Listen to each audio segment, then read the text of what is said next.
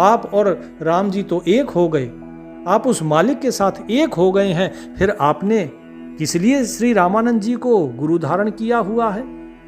कबीर साहब बोले, इसलिए क्योंकि गुरु जब आप धारण करते हैं तो गुरु का एक ही कार्य होता है, देहधारी गुरु का आपके अंदर के अहंकार को निकालना।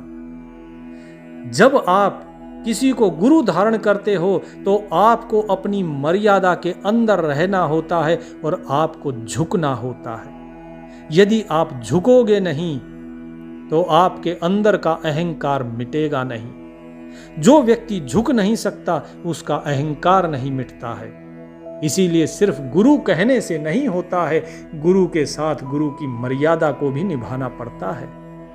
तुम शिष्य बनोगे तो शिष्य की मर्यादा को निभाओगे, उसके बाद ही तुम झुक पाओगे। यदि तुम झुके नहीं तो तुमने मर्यादा नहीं निभाई, और यदि तुमने मर्यादा नहीं निभाई तो इसका मतलब तुमने ऊपर से गुरु बोला है लेकिन हृदय से सामने वाले को गुरु माना नहीं है।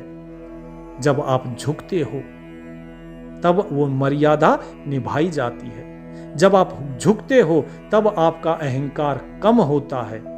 जब आप झुकते हो तब आप नम्र बनते हो, आप विनम्र बनते हो। और विनय किससे आता है? विनय से आती है पात्रता। जब आप विनयशील हो जाते हो, विनम्र हो जाते हो, तब आपके अंदर पात्रता आएगी, और जो पात्रता होती है उस पात्रता को देखकर ही परमात्मा आपको ज्ञान देता है।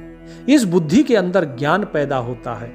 अन्यथा आप साधना कितनी भी कर लो, कुछ भी कर लो, लेकिन उस सच्चे ज्ञान को प्राप्त नहीं कर पाओगे, उस मालिक के साथ एक नहीं हो पाओगे।